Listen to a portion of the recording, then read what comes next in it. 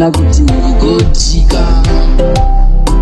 Nashuna iwe unoda kundimedza Unodu mudhoni takao anata Atifunge kukutimba ndakaedza Ndaigara kuchitunza chandakataza Chii asiwa uya wavakugochizi Exi ingawenda ndiwe wakandilamba Shuru pata kwesikwa waifamba Uchiwauza kuti wakandilamba Kochi chakunda pano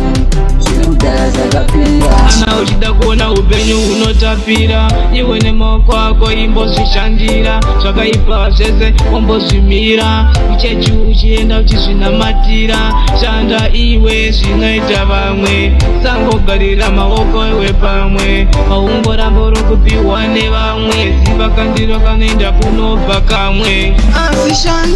shanda nesimba Ramba wewe uchingoshanda Mari wewe uchingopanda Pauri chibvisa wedhile kunzi muranda Asi shanda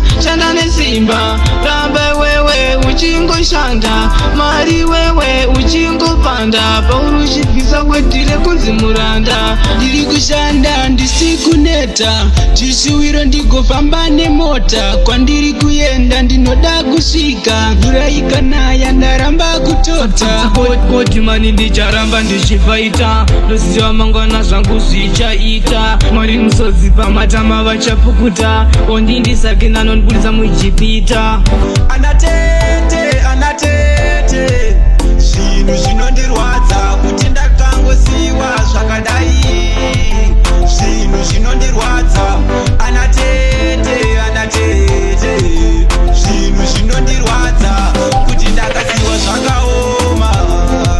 Zvinhu zvinondirwadza Anatete Zvinhu zvinondirwadza kuti ndakasiwa zvakaoma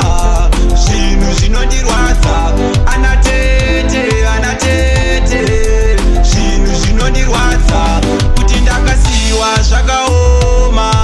Zvinhu zvinondirwadza Irina sisina namukoma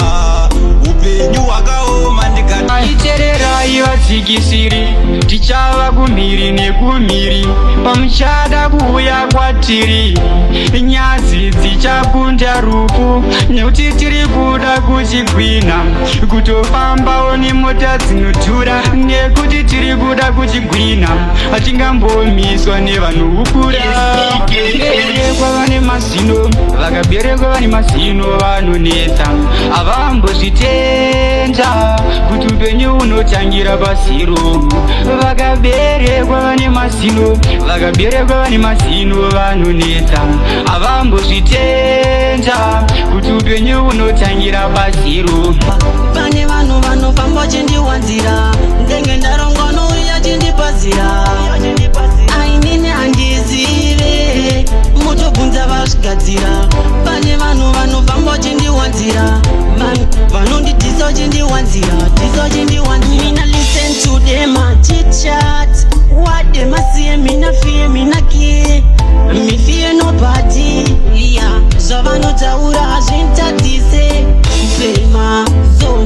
wakandituma kuti ndigoshaura chinzwa unzwe nhasi ndigozvitaura ukati